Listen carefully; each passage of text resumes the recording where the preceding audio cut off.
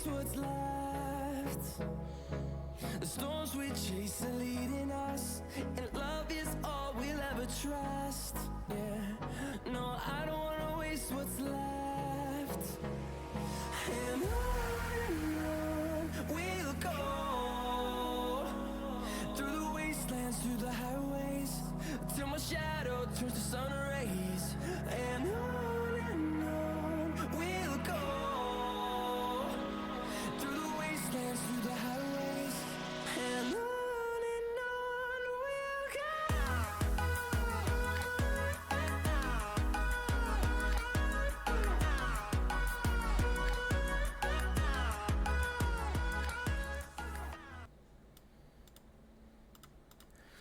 Hello everybody, and welcome back to Between the Screens and the Hunt. This episode is episode 2, and it's going to be called Tizem Flow, because honestly, we're just going with the flow on this one. Today, have a very special friend of mine joining the episode today. Longtime friend, been around since the early days, local myth and legend, firefighter, EMT, soon to be paramedic, or currently a paramedic, I'm not entirely sure, and outdoorsman as well.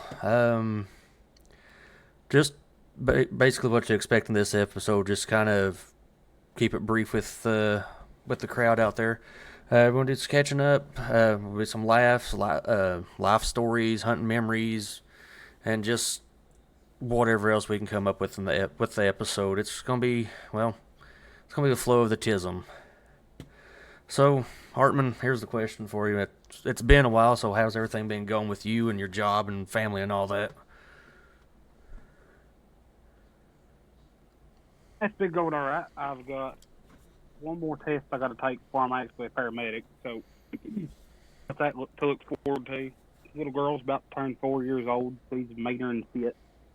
Sounds about right. And the wife's doing pretty good. I just ain't no different than your youngin'. Yeah, that's true. Both of our youngins are meaner than shit for some reason. I don't think we'll ever understand that.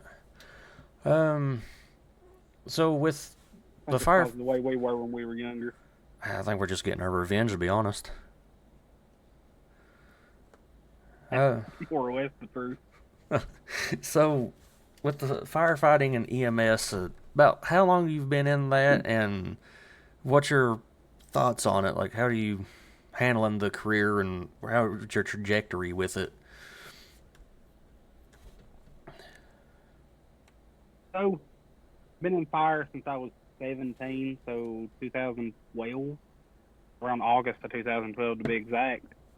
Been doing that ever since, so going on 12 years, if I'm not mistaken, if I'm doing my math right. No,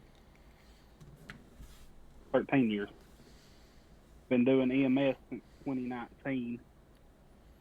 And to tell you my trajectory with it, I almost went into nursing. I was actually at work whenever I was filling out the college application, whether to go to the medic class or the nursing class. And at some point in the application, it split, where if you want to do EMS, it takes you a different route, or paramedicine, if you want to do that route, you go this way. And if you do nursing, it takes you to a different set of pages. And I stared at that screen for about 45 minutes, and then we got toned out for a really, what most EMS and fire would consider a good wreck, not the general public, obviously. But as soon as I got back, automatically clicked paramedicine, because it was one of those things that I just could not leave the field. I love this so much. And, like, there's not a whole lot of people that's built to do this kind of job, and I feel privileged to be one of the ones that is. Without a doubt. I can say from what experiences we've shared in fire and EMS sphere together has been, well, like you said, in the dark humor sense, for us in that field has been wild, and the general public it's a scary thing. But yeah, so I mean, like for us, recently our lives have took us down some different paths recently. I've moved 4 or 5 hours away from home. You're still pecking away out there in the mountains of eastern Kentucky, it still seems. So I guess everything's still going good for you out there. I don't know exactly how to explain. And I lived in Lexington. Nah, I wouldn't do that. I lived in Georgetown. It's not worth it. Just to be frank. Um, I mean, Lived so out in Lexington and worked at Amazon, like, and I hated the city. I had to get back to my mountains. no, without a doubt. I mean, that's kind of what I like about where I'm at now. It's, I'm 45 minutes from one big metropolitan area, and then I'm about an hour and a half roughly from another one, depending on which way you go. And then, I'm about basically out in the middle of cornfields. So it's, another reason why I have such a high ping on my internet is most of the gaming community that watches this would understand that. But, yeah, no, cities, I can't do them. I tried it for, 2.5 years in Georgetown and about wanted to hurt myself several times. Said you're surrounded by corn, and the first thing I said was, "It's corn." I mean, basically. So, one of the questions that I got sent to me in a Discord message, and I was holding on to it until we finally got a chance to do this, is what is one core memory from back in the day that still cracks you up? Now, whether that's just a memory of your own or a conjoined memory from both of us doing something stupid from back in high school, as I know there's several of them, but they kind of want to know what's one of those core memories from back in the day. Oh God, man! I'll give you one from my personal life before me and you met, and then I can give you one from when me and you were out, like, laid out night fishing one night, if you want me to. Well, see, that's what I'm trying to kind of confer to him because, I mean, it's kind of hard to determine what they want. Like, for me, honestly, like, I like hearing our old stories because we've been hanging around each other for, years now. I mean, high school don't even seem like it's been that long ago, but truthfully, it's been 11 or 12 years going on it. 11 years? Going on 12? Yeah, shit. Damn. So, first, and that's when we're younger. His dad used to haul off a lot of scrap metal and stuff. So my uncle, we seen how much money he was getting out of this. And, like, up where he lives at, it used to be a real bad place for people to come and dump trash and everything. Well, me and my cousin got the bright idea that we were going to haul some of this crap up out of the bottom of the hill because they live up on top of a mountain, and we were going to sell it for scrap. We had this Red Devil, some people call it a come along. And for the people that don't know, it's basically just a giant ratchet strap that you use to pick stuff up and stuff like that. And then we had a ratchet strap on the end of it. And we had this hooked to an old air conditioning unit that had been pushed over the hill. Oh, no. And the ratchet strap broke. My cousin's at the bottom of the hill, and I didn't see him jump out of the way because I'm the one up there, cranking the Red Devil to death. As soon as I seen him going, I immediately took off up to my aunt's house. I threw the door open, and I went, "Sissy, Austin's dead." Oh, Jesus. Good Lord, what a way to scare the shit out of somebody. Me and his mom both took off running down the hill, and we get to the top because, like, you had, like, a flat area where they parked, like, the camper and stuff, and then you had where their actual house was. So we ran back down the hill, and we get to the top of the hill, and he's just laying down there. And I went back down there, and he was like, "I'm fine." It just scared me.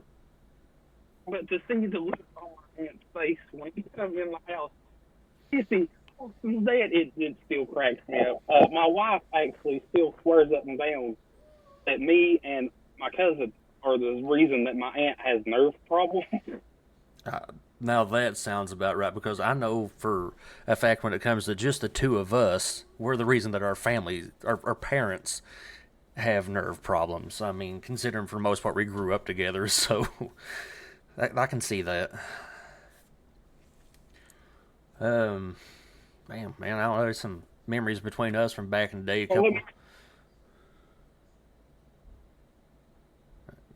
You cut out. Yours, like, what is your core memory from like back in Ah, man, I mean, your core memory? But a core memory from me, dude. I think it was one day. It was you, me. There was a couple of other cats from school.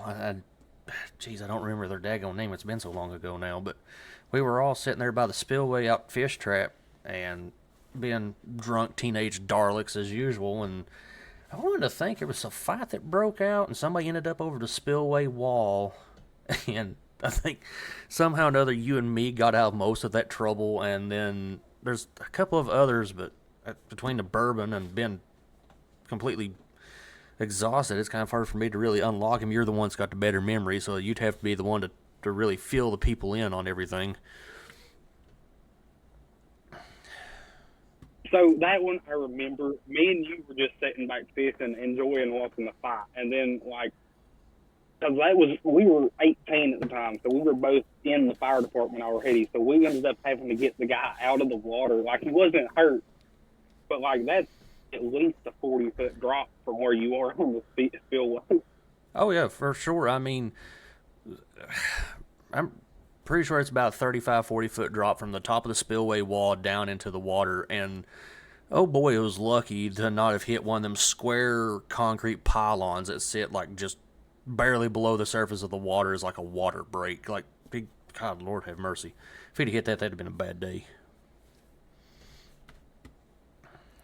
Yeah, I do remember though that one day when I kept seeing, if you kept seeing me look up to the top of the hill, and for the people who don't know, to get down to the spillway, there's a road that cuts down a hill, and you can see people kind of sitting at the top, especially at night with their headlights on. So I kept looking up there, and I was like, man, that don't look right. That's sketchy. And then as they started pulling down, I remember you asking me where I was going, and I said, oh, that's the game warden. I'm gone. I took off. 9 times out of 10, the game warden showed up, dude. You hauled ass out of there. Oh, God, man. That was before I got my fishing license that year.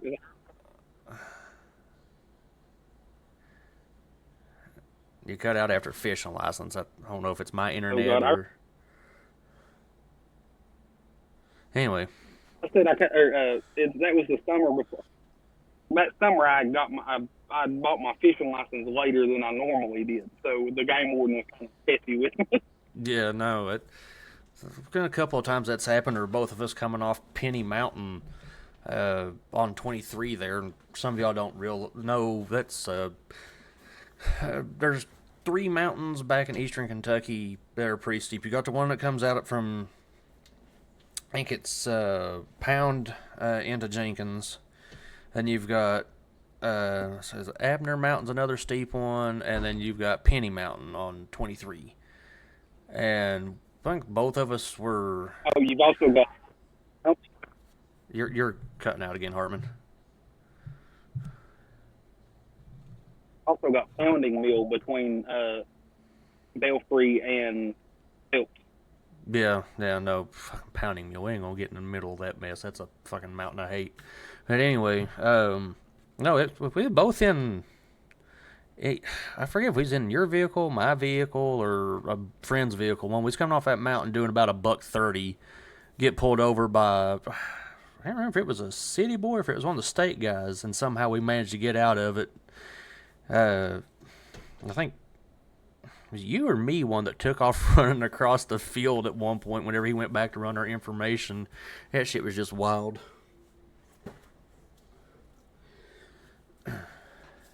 Yeah, I want to say that was I ended up knowing because it was you that took off running. I thought it was me, but I wasn't entirely sure. That's what I like about you having the brains of this operation between the two of us, honestly. But anyway, so Lucky I got a good... Yeah, no, you've got a good memory. That's for sure. That's what we need on this side of the wall. I mean, shoot, that really covers our first time fishing together. We've not really done any hunting together that I can think of. Man, because I hunt on private property and my uncle didn't like you. Yeah, well, I mean, that kind of happens. I didn't like me either at that age, and I don't blame your uncle. But okay, so like, here's another one here that I've looking at. Uh, Favorite moment in the woods or favorite place that you can always go back to for time to decompress. Doesn't matter where, doesn't matter what time of the year, if you're hunting or not. Just if you need to get away from everything completely and isolate yourself for a little bit of time. Like, there's always that favorite place, there's that favorite moment that happened at that place, or a favorite trip. Like, is there anywhere in particular that draws your attention to that?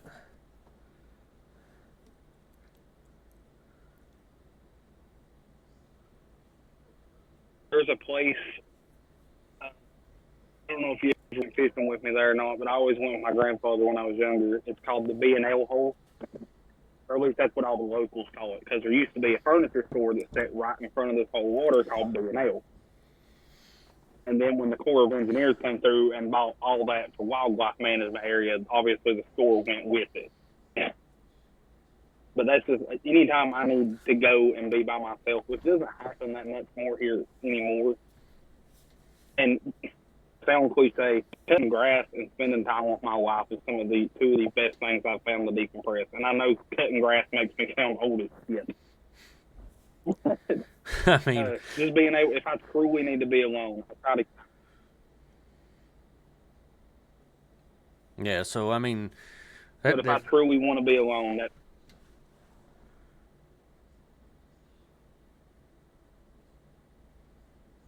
Sorry, I think we were getting a little bit of a delay in between my audio and yours there. I keep cutting you off. Go ahead. I said it was one of those things like if I truly want to be by myself and need the time to decompress away from everything, including family, usually the B&L hole is where I go because it's just this beautiful stretch of like calm water that comes around this bend, and the water slows down just enough where you can bass fish, you can catfish, you can fish for bluegill, crappie, whatever you want to do in the river at the time. It's so peaceful. I love it there. Yeah, well, I've got a couple of places that I usually like to disappear to if I want to completely disconnect, and I'm thinking they've become private properties since I lived back in the mountains. But you got the old reclaimed surface mine there on Wolf Pit on Brushy, I think it is. It was up behind Dad's house. I don't know if you remember being back here in that little hollow at the time. There's a little spot back there you can sit up on, like a kind of like a step down part of the old strip job or surface mine, and you can literally see just about the whole entire length of Brushy. You're so daggum up on the mountain. That's always a pretty peaceful place to go.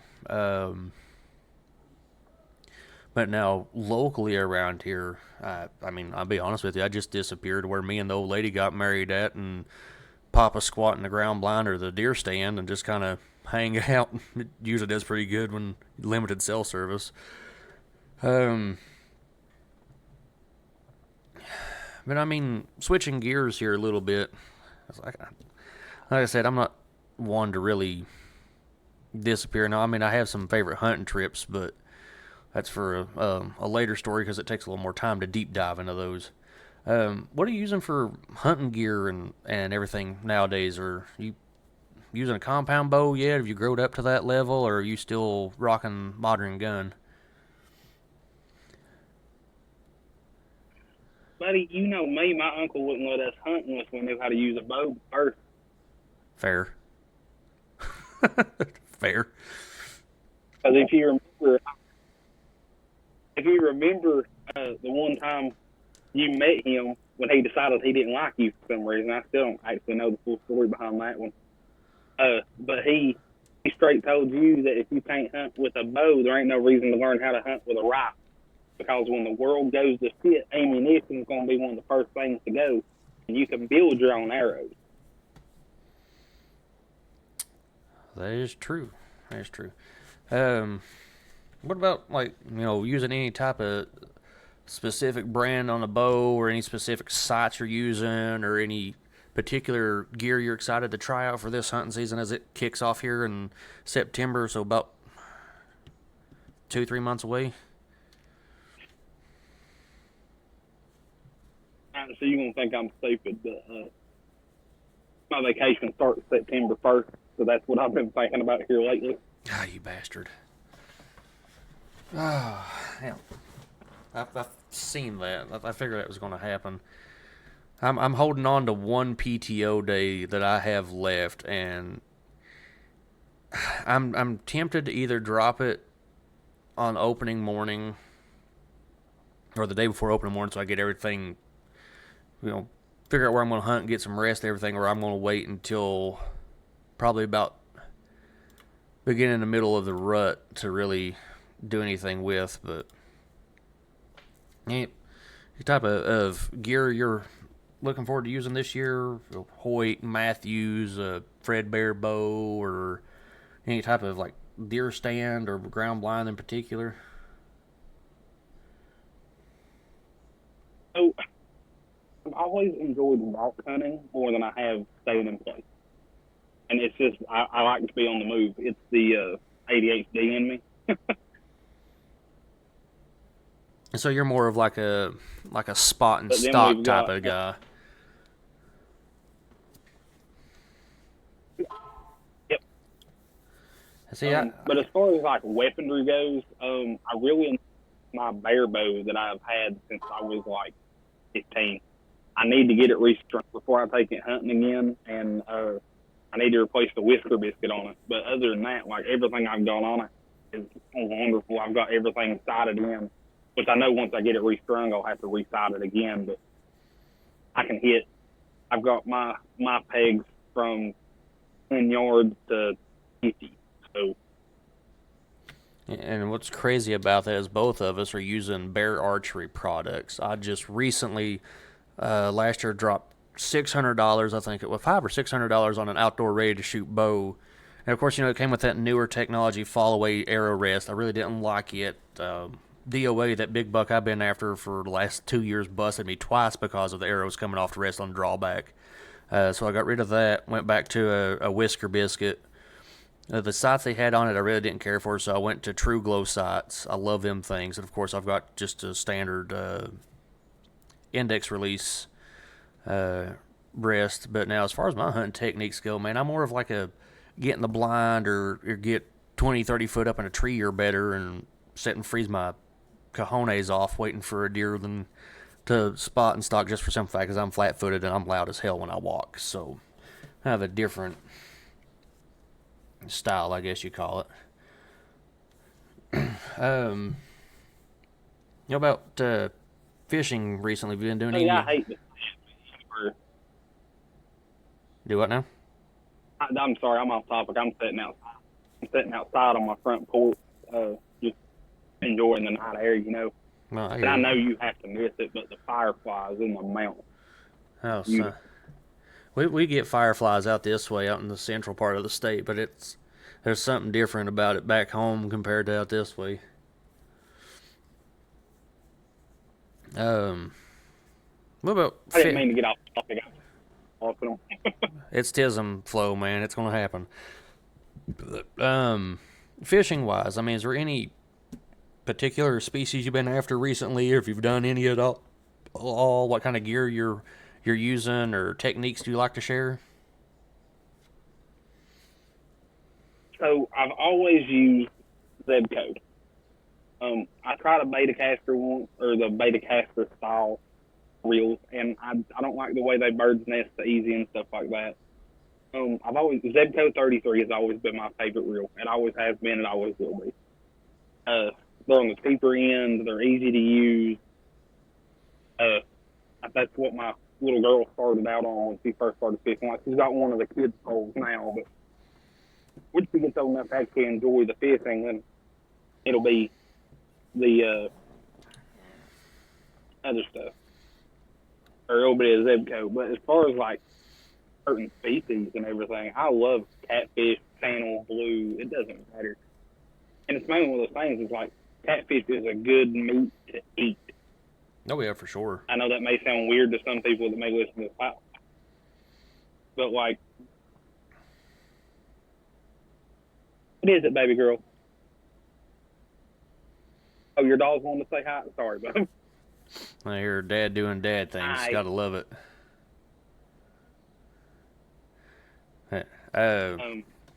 Go ahead. But like, once you get a catfish on, it's one of the best bites you'll ever have as far as like trying to reel them in. Until you get into like ocean fish and stuff like that. But now, like, if you've ever hooked into a carp, I enjoy carp fishing as well. If you can get one of them hooked and they get the hook set good, that's one of the best bites you'll ever have in your life. No, 1,000%. Now I've caught a couple of carp and a couple of drums before. Now them, I don't know what it is about them fish, but man, they fight. I don't quite understand it, but now when it comes to fishing gear for me, man, I mean, I've really locked in recently on the catfishing thing, and my grandfather-in-law recently has been nice enough to give me a Penn Peerless rod and reel, and it's been sitting in his garage for quite some time now, and I got it out and took it to a buddy of mine that lives out this way that does a lot of tinkering and stuff with rods and reels, and he put new grease and everything, checked it out for me, and I took it outside not long ago, and I gave it a cast with just a 3-4 ounce lead weight on the end of it without a hook or whatever, and that thing, man, it was so smooth coming off the reel. I've never had one like that. And then, of course, I've got a Ugly Stick camo rod and reel. I've got my Shakespeare Bell rod and reel. I love that thing. And, of course, I've got my 2 bait casters and a couple of open face reels. I mean, for me, really, I mean, I fish for whatever the hell bites, but, I mean, recently I've been focusing on catfish, channel, blue, mud, whatever. There's so many damn species of them, but channel cat, blue cat, and, man, I'm drawing a blank on the other one. I've caught them 1,000 a time, but anyway. Of course, bass fishing for panfish, bluegill, crappie, red ear, those been pretty fun recently. Let's see. But I'll put it to you like this. Here's another question, too, I just thought of. Being that with the outdoors, was there a specific life lesson that being outdoors has taught you that you can carry in everyday life and it come to be factual lesson that you can use day to day, if that makes any sense? Patience. Without a doubt. Like if you're gonna be out in the woods and expect the deer to walk in front of you within the first 10 minutes of you being on a hunt, or like there are some days in fishing that you go as soon as your pole hits the water, they'll start hitting left and right. We've all been on fishing days like that, and it's awesome. And usually those are the days that get you hooked when you first started. And it's like my grandfather always said, it's called fishing for a reason and not fishing.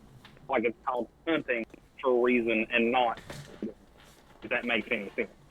Yeah, no, 1,000%. I mean, and I have to agree with you on that. I mean, it definitely teaches you patience, whether if you're hunting and or fishing, because either way it goes, like you've stated, and my grandfather and my dad and other relatives and people that I've hunted with and everything, fished with, are like, this is why it's called fishing. This is why it's called hunting. If it was called fishing, you'd catch them just by looking at them, and if it was called hunting, you'd harvest every time you step foot in the hills. And I mean, shoot, there's times that I have to use the patience that I use in the deer stand at work to keep myself from crashing out on people. Because within the first 10 minutes of being in a deer stand, I don't see anything. Sometimes I'm ready to, F this, I'm done with this crap. I ain't seen nothing, whatever, 10 minutes after daylight or what have you. I'm like, wait a minute, hold up. That's part of it. And it kind of goes hand in hand with work. You start getting aggravated within the first 15, 20 minutes of the shift, especially after that sun comes up and, you work inside a metal building that's 30 years old and the AC doesn't work the best and it stays 15 degrees hotter inside than out, supposedly. So, like, you gotta be patient with that. You gotta keep your temper in check. And, like, with hunting and fishing, it's kind of in the same thing. And then also, too, for me, which way to cut with the knife. I've learned that lesson considering by my fair share of battle scars that I have from getting in a hurry when processing a fish or deer or turkey or whatever. I've got a couple of nicks and cut scars. And shit kind of happens, and I've got one wound from a broadhead that hurt like hell.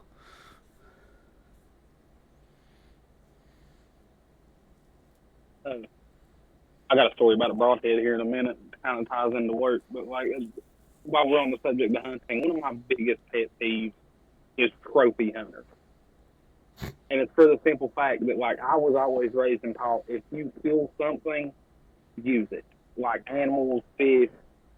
If you were going to take that animal's life, you need to use what God gave it. God gave you the knowledge to know how to do this. Don't waste the gift He gave you by wasting the meat that He gave you the knowledge to know how to harvest. No, without a doubt. No, I 100% stand by that, too. And that's kind of one of the things that Kentucky done recently that I'm actually very proud of them doing, is doing that wanton waste law that they passed this in the 2024, the 2025 season that they passed. That right there has tremendously cut down on the amount of trophy hunting in Kentucky. Now, may I mind you, no, I do have one specific buck that I am after, and it's just because it is by far one of the biggest I've seen in Kentucky, in my own opinion. But at the same time, every bit of meat that comes off of that buck, plus any of the other does that I kill subsequently to that, 100% is getting eaten. Like, just tonight, I ate like a king on deer steak, and it's kind of amazing to have. Like, you know, you'd be surprised how well deer meat and all that tastes as long as it's cooked right. And it thrills me to get in the hills even more. It's always going to have a gaming taste to it. There's not a whole lot you can do about that. But I understand there's some people in this world that don't like the gaming taste. And like the trophy hunting thing, like I know your dad's been to, I think it's Africa, if I'm not mistaken. Shoot, I can't keep up track where my dad goes hunting at. Well, he's been like overseas hunting. Yeah, right? No, 1,000%. So, but like a lot of times those programs, like yes, you can keep the pelt and stuff off of it, but a lot of times if you pay to hunt there, a lot of the meat goes to local tribes. Yeah, it does. And that's what I love about situations like that. Because one, it helps control the population of some of the animals. The locals are getting fed off of it. And you just have a good time hunting. I think, depending on which animal it is, and I'd have to talk to my dad about this for sure, do a little research on it myself, but depending on which species of animal it is, as long as some way you can freeze it or have it sent over somehow, some of the meat you can end up getting, but most of it, like you said, I'm pretty confident to agree with you that most of it goes to feed local villages and tribes in places overseas like that. But no, I mean, my dad does, I mean, in my opinion, trophy hunt, but he doesn't boastfully trophy hunt, just kill for the trophy and leave it lay. He's like me. He taught me, honestly, that, you know, if you take this animal's life, you harvest this animal, like, do not waste its meat. It has plenty of potential. Like, you know, if you can't eat all of it, I'm sure somebody down the road will definitely take it. Or hold on to it and freeze it for hard times, you know, whatever. And while we're on the pet peeves of hunting and fishing, people that frickin' litter. Now, I can't tell you how many times, like, I went to a local lake around here, Taylorsville Lake, and, you know, I primarily fish from the bank. I don't have a bass boat, pontoon boat, any way to actually physically get out on the water unless I just have the extra money to rent something. Or a relative or a friend happens to be driving through, and, you know, we kind of go out together. But from the bank, probably 3-4 months ago around Chowning at Landing, and then trying to think of the other one, just right up the road from Chowning, a little piece. It's part of the inlet side of the Salt River, Van Buren. Between me and a buddy of mine that I go fishing with locally out here, I think we picked up like 5 big old like yard size bags of trash. And not to mention, I've hunted the WMA out here a couple of times. Just squirrel hunting, really. I've not really done any deer hunting or anything out there, but I've picked up 2 or 3 small bags of trash on the way in or on the way out, and I'm like, why? This is why our hunting lands, public lands, is disappearing. Why a lot of these private lakes that they allow the public to fish is slowly becoming more of a private lake and not letting anybody fish unless you're a resident of that area. Like, I don't understand where people got off the path of leave it better than you found it or leave it the way you found it. Like, eventually people keep this shit up and like we're going to just be completely out of hunting and fishing areas altogether as far as public spaces to do it unless you want to pay a fee to do it. Yeah, so like it's becoming a big thing with hunting as well, and I've noticed it in the past few years. And that's a lot of reason like my uncle will only let family hunt on his property because you have people that are going up there, they're throwing snack wrappers down, they're throwing pop bottles, water bottles, whatever. And like, I understand when you get a deer, a lot of times you lose the gut of wherever you killed it at because, one, something's going to eat it. 2, that's a lot of weight to pack down off a mountain. Oh, 1,000%. But you're packing all the meat and stuff. But like the fishing thing, it's was always taught whatever you pack in, you pack out. And you could even get it to where it's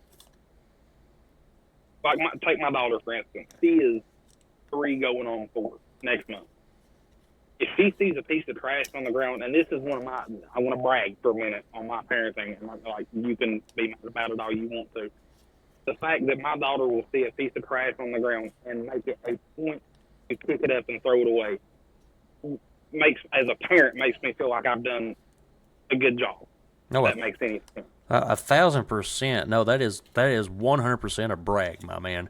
Like, to get a 4-year-old almost to pick up trash, that's beyond ecstatic. Like, that right there is, to me, and I might be a little biased because your daughter is, I mean, shoot, she's about the same age as my son, and hell, might as well be part of my own family just like you are. Well, is my family technically. And that gives me hope for the future generation of hunting if more people can get on board with doing that. Like getting their kids to understand, leave it better than you found it. Now, obviously, I mean, there's safety involvements that go into that. I mean, watching them pick up trash, make sure they're not picking up some type of like illegal substance or drug paraphernalia or whatever, But at the same time, I mean, fucking kudos, man. Like that's a hell of a kid. Another awesome thing that I've taught her is, so I was gotten to something the other day that was making me itch to death, and I just wanted to shower. I like, it wasn't insulation. I haven't been around the insulation in a while, but I had taken my wireless pole pump and set it on the bed, and just stepped into the hallway to grab something before I completely undressed. And I was going to put it in my safe like I normally do when it's not on there. And she walked in and she seen it on the bed, and she goes, "Daddy." And, she called it what it is and said, "It's on the bed." And then my wife walks in the bedroom and she goes, "Don't worry, baby, I'll put it up for Daddy." And she goes, "No, man, you can't touch it. Only Daddy can." There you go. Gun safety right there. I mean, like I said, this is a hunting and gaming podcast. Like, we know what you're talking about. Like, the amount of people that's going to be listening to this is part of, like, the Tizem people. that are that hybrid between gaming and outdoorsman. So like we get what it is. Like you don't have to nitpick it. This is not going on TikTok to get demonetized instantly. So like YouTube's okay with it. It's fine. So found your I didn't want to get the episode like knocked off. Oh, I don't. It's fine. I'm gonna reel this back in a little bit. We both got a little sidetracked there for a second. So, like, in terms of your job as a firefighter EMT, like, what initially got you into the job, and what is your call of purpose, and what it means to serve your community? Okay, so my mom has it, and I will have to send it to you, and then that way, like if you have me back on the podcast, which I love it, I've had a ball talking like this. Is the exact moment that I fell in love with the fire department, and like I was itty bitty, I was like 5, maybe 6, and you know how like a lot of times younger classes, grade school years, they'll take the kids to the fire department and let them see like the trucks and our training area, the SCBA, stuff like that.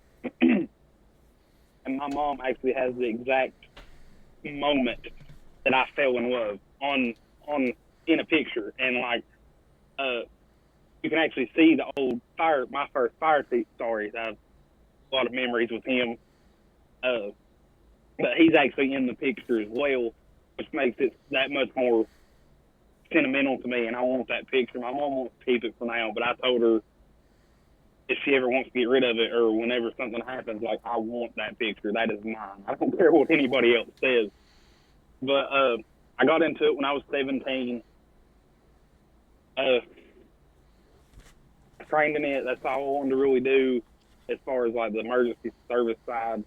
And then it got to the point when I was about 22, 23, somewhere around there, that we would go on, like, car wrecks, medical calls, stuff like that. And he was the chief, Chief Yates. He was a EMT at the time. And it got to the point where I would just hand him stuff automatically without him having to ask for it. And then we were riding back after a call one day, and he goes, "Why don't you just go take the class? I need an extra set of hands that knows medical and is actually certified in medical. Why don't you go take the class?" And I got into it, and man, I fell in love with it. My first day of ride time, I fell in love with the atmosphere, the people, and I've loved it ever since. And then, like, when I finally got to where I was driving medics, being able to see, like, medications they can push, the technicality that goes into it, and God's honest truth, EMS truly speaks to the ADHD in me, because your work day is never the same twice. I've never had 2 shifts remotely the same at all. So is it the ADHD or is it the autism that really speaks to you with that field? Because, I mean, I've done it for a little bit of time as a student and a short period of time under a state certification, still waiting, take national and do more clinical stuff, really. But, like, for me, like you were saying, it's really no 2 days are the same, no 2 calls are the same. Like, you might have similar situations, but it's completely different every time the bell goes off. Oh, yeah, 110%. Like, you may be going to – so the company I work for, they do long-distance transfers and 911. So your times may go off, and you may be taking someone from a local hospital to a higher level of care. Or you may be going to a car wreck with ejection or something like that. So every call is different, but at the same time, every call is the same. And the reason I say that is because you pay attention to your basics. And any medic worth their salt will tell you that a good EMT saves their medic. Because your medic is thinking on a higher level of, I need to give pain meds, I need to give this to stop the seizure, I need to give this to help with the nausea, or whatever it may be, or like the certain drug, cardiac drugs we got to give. And your EMT may look at you and be like, "Hey, what's their blood sugar?" And the reason I give that as an example is because seizure calls. Not seizure calls, stroke calls. My bad. A low blood sugar or a extremely high blood sugar can cause stroke-like symptoms. And you may be thinking, oh, I need to fly this person because you've been where we live. Sometimes it's 45 minutes to an hour to a local hospital. And if you fly them, especially with stroke protocol, your best option is going to be to fly because they can get, there's a drug called TPA that helps break up blood clots and stuff. But there's only a certain window that you can give that drug in. But with your EMT saying, hey, what's their blood sugar? That may signify to you, oh, their blood sugar is reading low. And then you give a drug that's called D50 or D5 or D100, whatever your service carries, and that brings their blood sugar up. And then they just automatically wake up. And it's like nothing's wrong. And then their GCS improves from there. Or vice versa if you have to give them... for those that do, you don't... what's the dialysis one for the high blood sugar? Can't think of the name of it. Shoot. I used to know this shit. I used to know this shit. But anyway, you give them that for high blood sugar, it comes down, and they start coming back around. And it's, it's like, well, hell, I thought you was having a stroke. No, just blood sugar problems. Cool. This went from an expensive helicopter ride to, we're just going to take you to the hospital, get you checked out. Yep. And a lot of times, even if you do give those drugs, so there's something called a half-life. And what the half-life is how long the drug stays in your system. So, like, we may give you D5, D10, whatever, but if you don't eat something relatively quickly, and my best go-to is like peanut butter crackers, peanut butter sandwich, bread, something like that, because a lot of people don't understand. They think blood sugar, I need to stay away from like snacks and stuff like that. But your biggest issue with blood sugar, a lot of times, is bread consumption. Because all the carbohydrates that eventually turn into sugars. Exactly. See, I know some stuff. I might be an idiot and been out of the game for a while, but I know my shit somewhat. It also helps that I'm studying for upcoming EMT class here before long, so helps out. So we were talking about broadheads a while ago. Oh Lord, here we go. We had a patient. We had a patient at one point that they were out practicing. Bow season was coming up, and how most hunters are. They're usually outside from the time it starts getting warm to the time hunting season starts. You're practicing. You're out firing shots. You're out shooting your bow and stuff. Well, this patient didn't have practice tips on. He had his normal broadhead. Which I get, the tips and broadheads, they fly different. Agree or disagree? Well, so my thing is, if it depends if you're running mechanical or fixed blades with your field points. Now, I have shot mechanical blades and field points, and I will say those two definitely fly differently, even if they're the same grain. Now, however, recently with the Reaper broadheads, I've been using 125 grain with my field points that are 125 grain. They almost fly just as true as the other. But when I was shooting the mechanicals, there was something about, like, there must have been like just another grain or two lighter or a grain or two heavier, and it was skewing my shots, and I was constantly having to chase my arrow. So to me, it depends on fixed or mechanical. That's just me, but it also depends on your tuning and everything too, though. Yeah, but so this patient, they went to go fire, they pulled back, and you fixate on your feet. Well, whenever he went to release it, his bowstring snapped. Ooh. It come around and went in his forearm, the other side. Damn. So that was pretty gnarly to see. But he's fine. He's back hunting now. I seen him at Walmart about a month and a half. This is like beginning of my career, so this has been years ago. Yeah. But he said he's back to it. He said he was in the precinct by the second day of bow season because he said he wasn't going to miss it. Hell yeah, that's dedication right there. I mean, shit, that's like when I was, I don't know, 19, maybe a little bit younger, and I using that, I can't remember, I think Matthews made the bow. It was a Blackhawk, I think it was, my dad's old compound bow he gave me. And I dropped back to take a shot on a deer, released the damn arrow out of it, and when I did, the limb snapped, and it caused the arrow to hit a tree, and somehow this broadhead didn't bury into the tree. I don't know if it was dull or if it just the angle or whatever, but he hit the tree, bounced back, and the vein of the arrow, or the knock of the arrow, came back and hit me in the chest, and lo and behold, I looked down at my left hand, because of course, when your limbs and shit snap on your bow, it scares the bejesus out of you, and I had dropped my bow out of this tree 30-some feet, and at the time, it was about I don't know, probably a 3 to 4 inch cut on my left hand.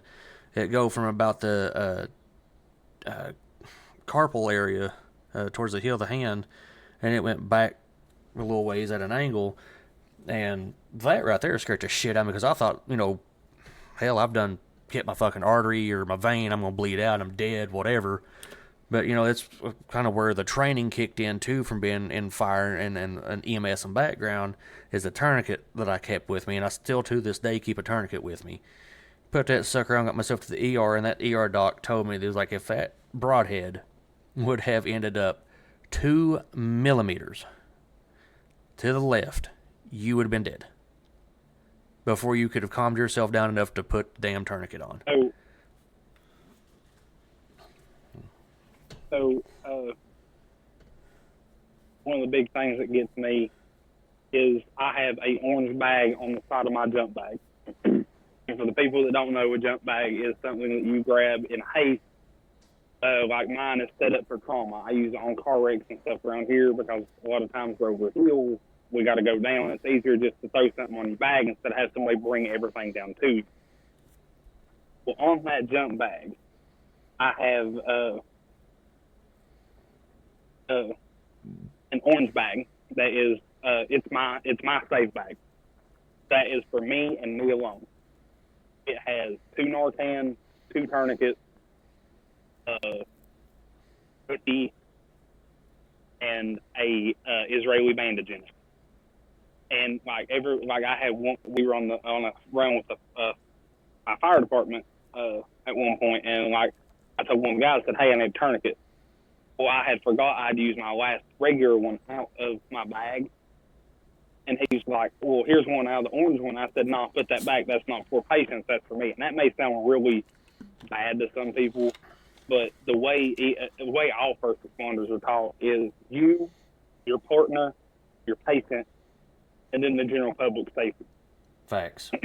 Which makes it sound really heartless, but at the end of the day, I have a family to go home to. So I ended up making a field tourniquet, which is just a triangular bandage with a stick tied in it. It sounds dumb, but it works. Oh yeah, you'd be surprised, like me, like if I go out to the range and I'm shooting my shotgun, my pistol, my rifle, or bow and arrow, whatever. Even when I go fishing, this is just how, I don't know if you call it paranoid or just the muscle memory and training's kicking in from seeing the wild shit that you see on a day-to-day in the field. Is like I've got gloves. They're the nitrile gloves, non-powder. I've got my tourniquet. I keep regular bandages in there and some like antiseptic type wipes or whatever for like things of that nature.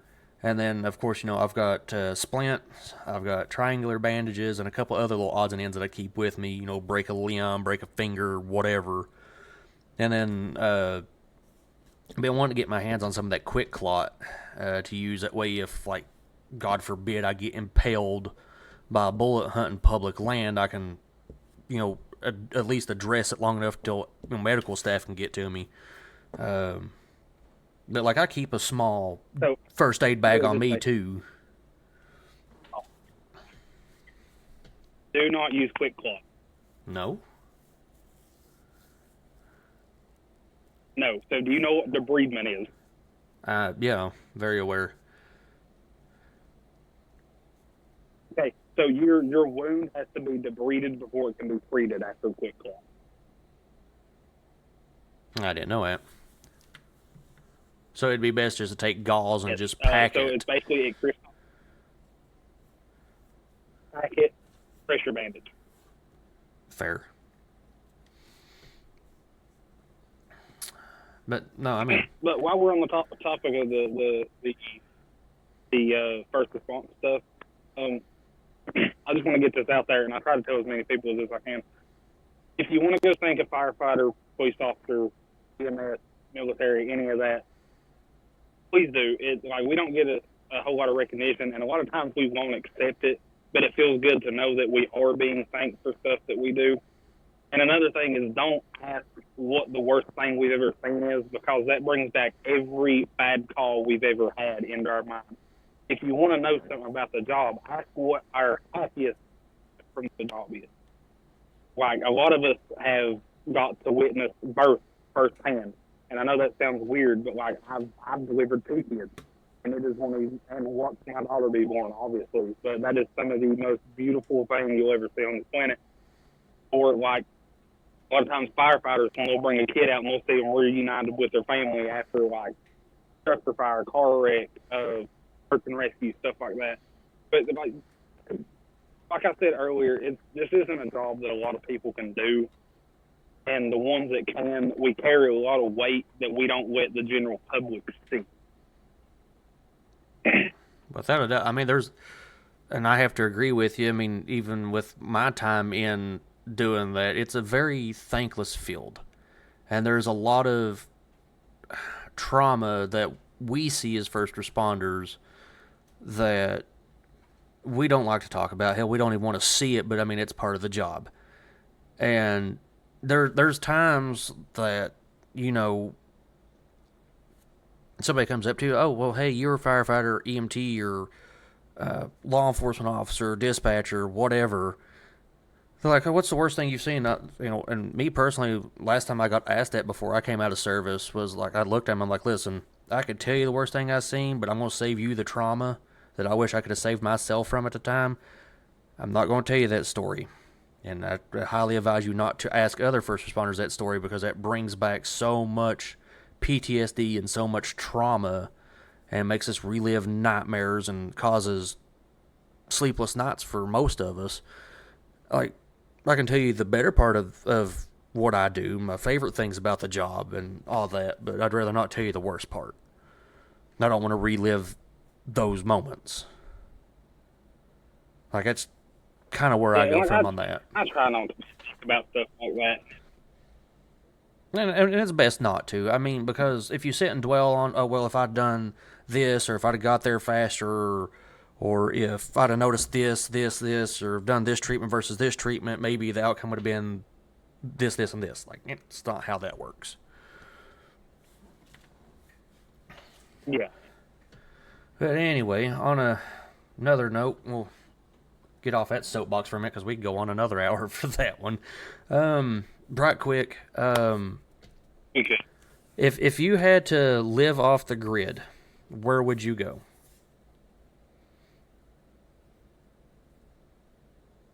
Oh, God, man, that's a tough one. I know, right?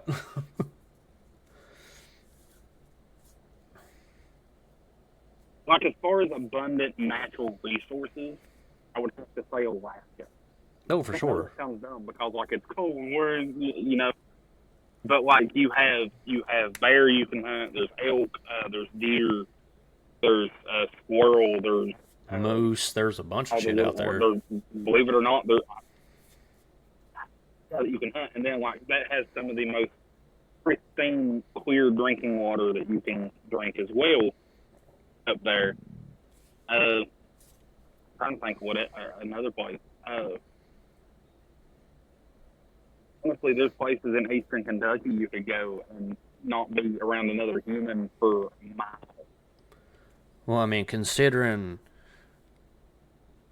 Pike County in eastern Kentucky is one of the largest, if not the largest county east of the Mississippi River. So, yeah, there's plenty of rural area out there that you can disappear to and just go off into the abyss and live just fine like you would be any other day. Yeah.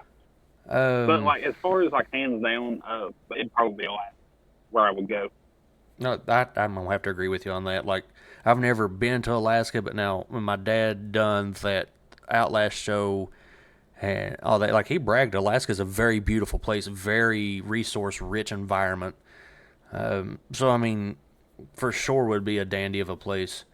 All right, what's here's another one for you. What would be the worst camping mistake that you've made that didn't result in any type of injury or otherwise? Just like in general, worst camping mistake, whether that's gear, trying to start a fire, worst camping spot, what have you. Just nonsensical BS camping mistakes. You are not allowed to say a damn thing to me about this. Felt like I need to go get my boots on.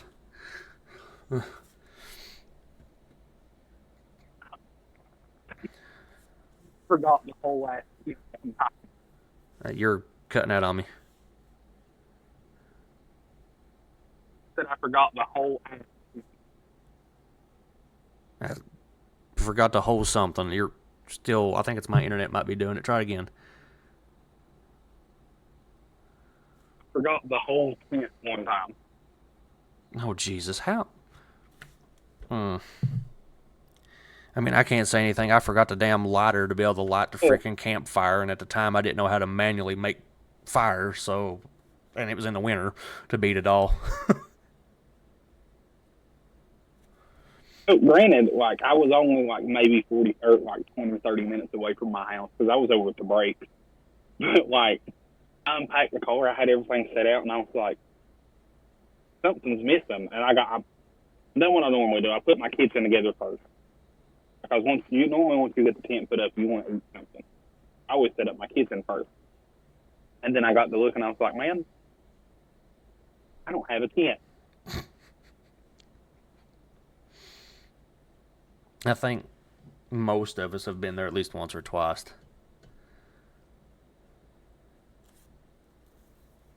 Ended up just tying a tarp between a few trees and sleeping under it for the night, and then going and getting my tent the next morning. So like it wasn't that bad, but it was still pretty embarrassing. Oh, I mean, yeah. Yes, princess. Got dad being in dad mode over here. Gotta love it. I love your nightgown. It's so pretty. Hey, go back inside. We're getting ready to go home, okay? I'm not playing anything. I'm talking to one of my friends. You want to say hi? You say hi? Say hi, Christian. If she's saying hi, I can't hear her, but hello, little one.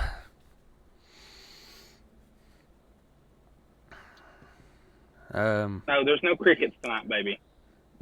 God, love it, love it. Listen, this is young and is so outdoors enthusiastic already. I love it. Shoot, man, that's about all I can think of. I mean, we're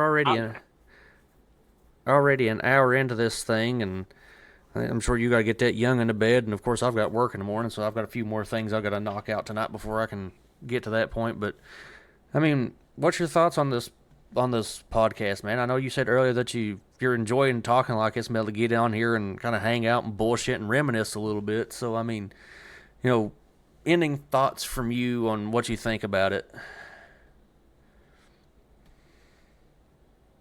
Oh, I enjoy it. I think it's a good thing. It's a community that, or it can turn into a community that a lot of people can get behind. Because, like you said, there has to be more people out there like me and you that enjoy outdoors and hunting and gaming and stuff. And it's not just, there's no way it's just me and you. No. Looking just on like Facebook Reels all the time, I see people all the time that play like me, for example, the Hunter Call of the Wild, and then also actually legit go out and go hunting and fishing. So I mean, there's an autistic community out there somewhere that's going to absolutely love the shit out of this, I'd hope. Yeah, man. Like I appreciate the crap out of you So joining. you're talking. Go ahead. Um, I'll tell you a funny story about what you were talking about how she loves the outdoors and stuff. It's a real funny story, and then we can close it out if you want to. The last summer we took her actually kayaking for the first time, not like out on some shallow river, you know. We actually took her out on Paintsville Lake, and as you know, Paintsville Lake's quite deep. Oh yeah. Um, so we was over where the houseboats and stuff are, right? And the wind was blowing like crossways to me, and I was trying to get straight with the wind. Well, she wanted to reach over and splash in the water, and I told her, I was like, "Baby, hold on, let Daddy get right with the wind, so it's pushing us with the wind, and it's not gonna might not push or tip us over." Well, about that time, here me and her go, right? I grab her and I shove her to the surface. She's wearing a life jacket for anybody who wants to say anything about that. My child never goes on the water without a life jacket. Mine was on the kayak, I just didn't have it on. Well, I shoved her to the surface, and I went down to grab my phone because I had it tucked up in my pant line. But all I felt was the screen. My fingers touched the screen, and then I went, and then just bobbed back up. And then I was mad at first, and it wasn't so much that she had flipped us. It was the fact that I'd lost my phone. And it wasn't that I lost my phone; it's all the pictures I had in there and everything. But then I remembered, hey, I just backed that up at the house last night, so like all the pictures are fine. And at that point is when I started laughing about it because it was funny. But if I'm not mistaken, my wife has a video of me trying, without the life jacket on yet, because I haven't put it on yet, trying to keep myself and the kayak that is now full of water up enough to where until a boat can get over to me that had seen me and was going to help me out. But she said it's so funny. If she still has the video, you just see me struggling. Oh, dude, you're gonna have to send me And that I was like, video. wait a minute, I can grab this life. Now, if you get that video, you're gonna have to send that to me. I've got to I watch that. finally, if he still has it, I'll let you see it. But like I finally got the life jacket on. I'm just kind of holding on to the kayak and just floating there because the life jacket's enough to keep me up. But man, it scared me because my baby was crying, which scared me more than anything because she didn't know what to expect. But like my first instinct was to shove her to the surface, which is what I did. And then to free myself from the kayak because she was just kind of sitting in my lap. But she was ready to go back out the next day. It didn't faze her at all. She's willing to go back out. That's a great thing too, because we need the next generation of outdoors enthusiasts to get out there already. Like we need them out there to help with the conservation. We need them out there to help with whatever they can get into to help the outdoors become better for more future generations past them.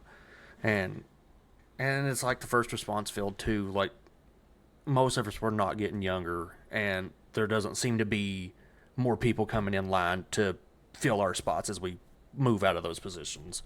And it's going to be the same way with hunting and fishing and outdoors related activities and gaming. Like the next generation needs to go ahead and start in on it now.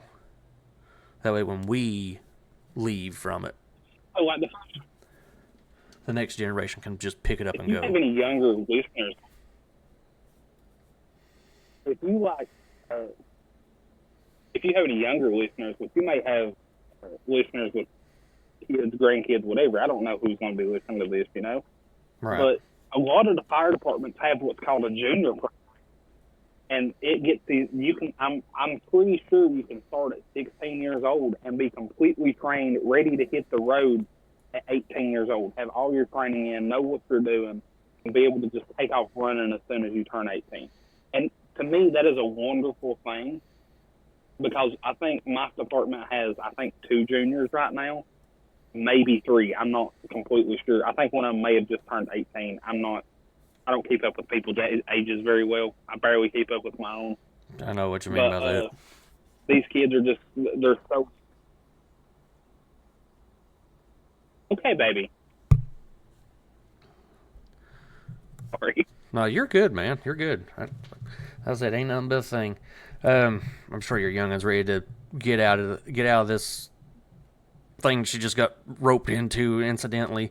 But like Hartman, man, I freaking absolutely appreciate the hell of you joining me on this, dude. Like it's been too long since we've talked, and it's been a hell of a ride in the past, and being able to get on this podcast together and let loose and let the Tizem flow a little bit has been absolutely astounding, dude. Like, I greatly appreciate you jumping on here.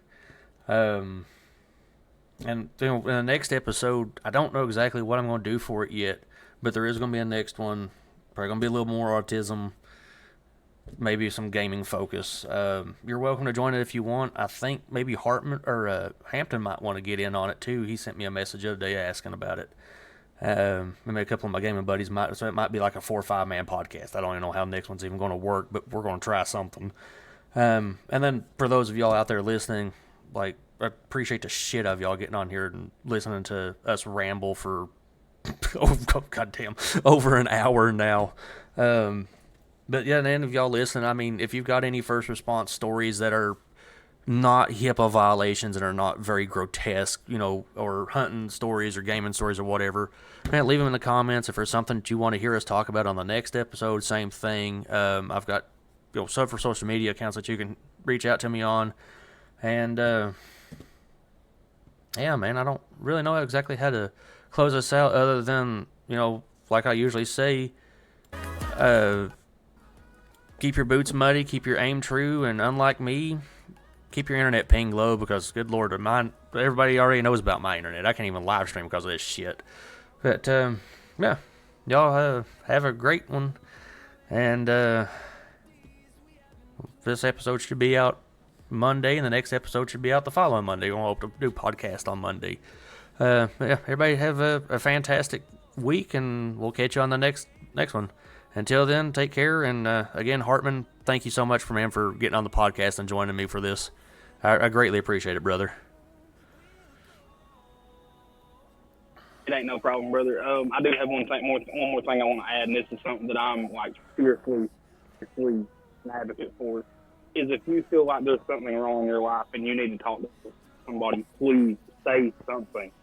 Most people, like, there are some people that are going to be like, oh, man, just suck it up, you'll be fine. But then there's others out there that truly care. And, like, I say this coming from a first responder's part, like, we would rather haul you to the hospital to get you the help you need than read about your obituary in the newspaper or hear it on the radio or something like that. Oh, 1,000%. And me, myself, I've been in that position. Christian, you were there, the position. Yeah. Guys, the biggest thing between me and Christian is he has seen me through so much shit. Like, he was the first person I called the day that I wanted to put a bullet through my head, and I thank God every day that he was there. Homie, you ought to know, but I've got your back regardless of circumstance. That's just who I am, man. But yeah, no, for sure. I didn't mean for that to get that deep. No, bro, you're good, man. You're good, 1,000%. But no, like Hartman was saying, folks, just in case y'all couldn't hear him, because, you know, internet does what internet does. If you are feeling any certain type of way and you need help, 100% reach out to somebody. I think there's a number you can text now to get a hold of somebody. On the back of most insurance cards, there's a number you can call, or call a family member, call a friend, somebody that you trust, and say, hey, like, I'm not feeling right. I feel like I might do something stupid. Like, I need you. And if you can't get a hold of somebody, keep going until somebody answers that phone. And if you can't get nobody personally, call 911, talk to the dispatcher. They will send somebody out there to you. They will talk to you. They'll take you to the hospital. They will help you get the help you need. And it's a whole lot easier on the first responders to do that than it is to have to call for a coroner, read about your obituary. And it is easier on your family that way too, to be able to know that you've got to help and that you're still going to be around for another day. So, like, always reach out. And know that just because you're feeling like it's the end does not mean it's the end. There's always more to life than what you're feeling in the moment. Take a deep breath. Take it one day at a time. I think that's a pretty good place to leave it. I do as well. Yep. So I'll talk to you next time, buddy. Alrighty. Well, appreciate it again. And folks, I'm so sorry this podcast went so far deep into things there at the end of it, but in all seriousness, I appreciate the crap out of every single one of y'all that decided to jump in and listen, whether you flipping through it or listen to the whole thing. Either way, I appreciate it. And Hartman, man, you take care of yourself and your family out there. And like always, man, if you need me, you know how to get a hold of me. Will do, brother. I love you. I'll talk to you later. All right, brother. Love you too. Be good.